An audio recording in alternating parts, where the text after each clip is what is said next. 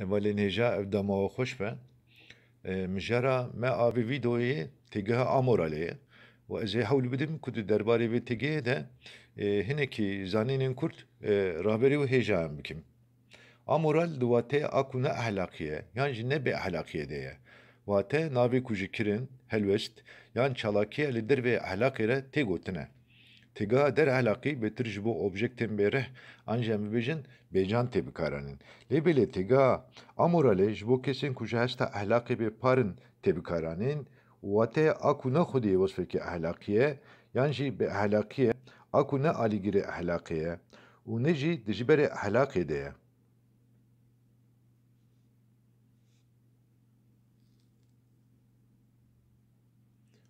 Têkiliya têgeha amoralê meriv dikare bibêje ku bi ehlaqê re tune.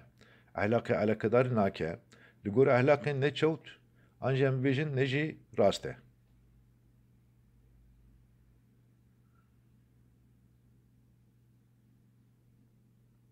Meriv dikare têgeha amoralê ji bo bebik û mirovên dîn bikar bîne. Lewra heta ku em bebikan perwerde nekin, yan jî em ceza an jî em xelatê nedin wan û ehlaqê civaka xwe fêrî wan nekin, ew nabin xwedî hîsekê ehlaqî an jî em bibêjin ramakê ehlaqî.